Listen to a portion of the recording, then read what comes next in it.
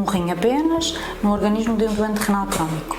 Habitualmente não é necessário retirar os 2 rins, portanto não é necessário tirar os rins próprios do doente, apenas se implanta um rim, que habitualmente vai para a parte inferior do abdômen, mais frequentemente para a parte inferior direita do abdômen. Os rins próprios não precisam de ser removidos, com raras exceções, se houver rins com grandes dimensões ou que deem complicações, caso contrário os rins são mantidos. O rim transplantado é colocado na parte inferior do abdômen, onde são ligados os vasos do rim aos vasos que conduzem o sangue até às pernas, e depois o ureter, que é aquele canal que leva a urina do rim para a bexiga, é ligado à bexiga do doente.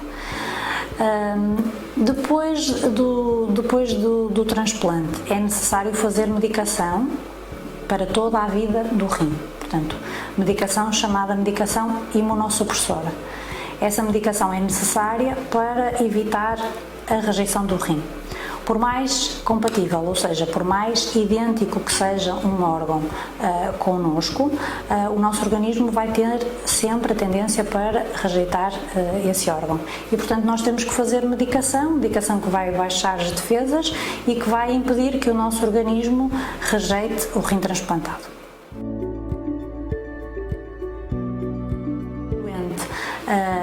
É avaliado para transplante e os doentes renais crónicos devem ser avaliados numa consulta de pré-transplante, onde são feitos exames e análises detalhadas para perceber se há alguma contraindicação que possa impedir a transplantação renal. E são avaliadas outras condições que precisem de ser corrigidas para que o doente esteja em ótimas condições à data do transplante. Uma das análises que se faz para integrar uma lista de transplante são as análises de compatibilidade.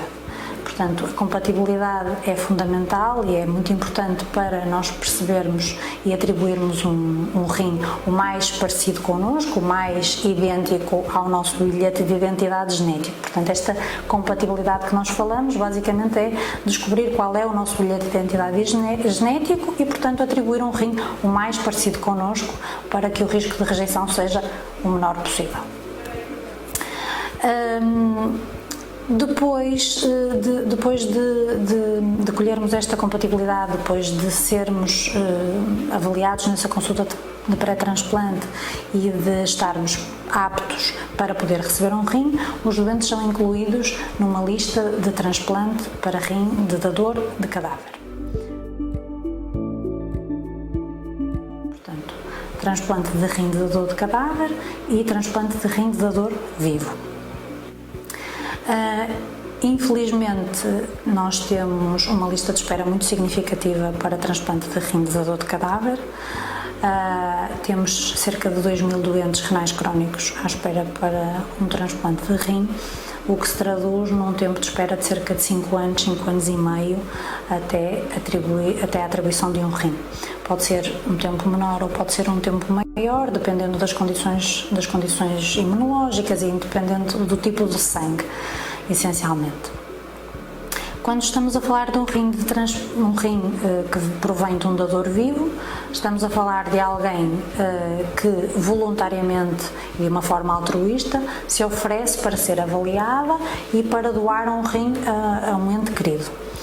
E eu digo ente querido, portanto não digo familiar. Neste momento, portanto, quem pode ser dador de rim pode ser qualquer pessoa que tenha um laço de afeto com um doente renal crónico e, portanto, que tenha condições de saúde adequadas para poder prosseguir. É avaliado numa consulta específica, separada do receptor.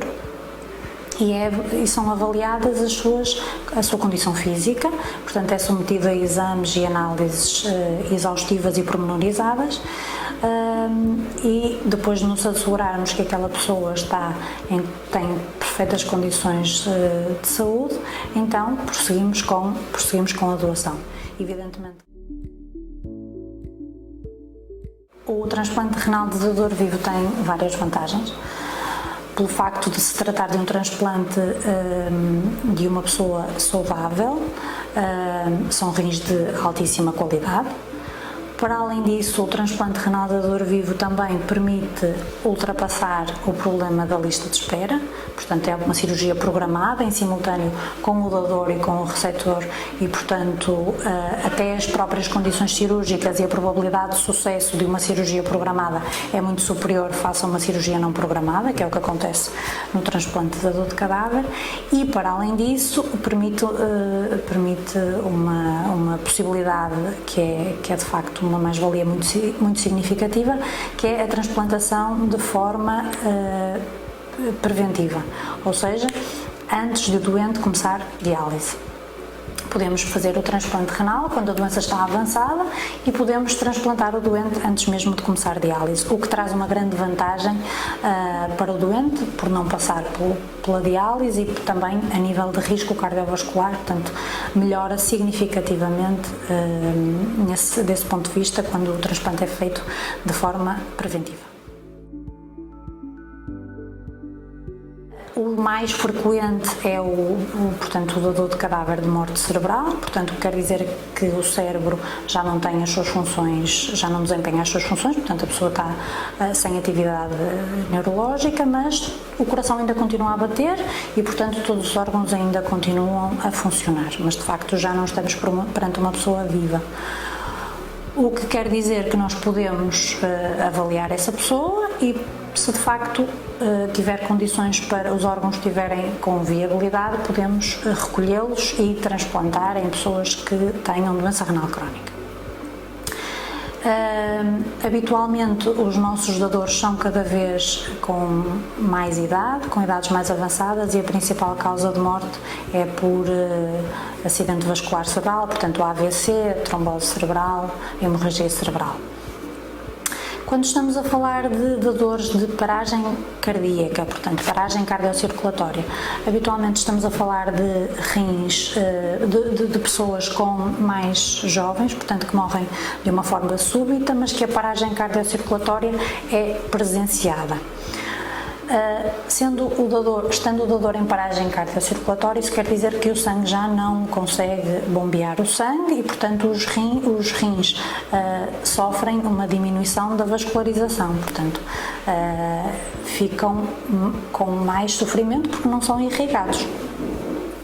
Estes rins demoram tradicionalmente mais tempo a arrancar e, portanto, o internamento pode ser mais prolongado porque os órgãos tiveram mais sofrimento pelo facto do dador ter estado em paragem cardiocirculatória. Os resultados a longo prazo são semelhantes com os dadores em morte cerebral, mas sim, os rins demoram mais tempo a começar a funcionar.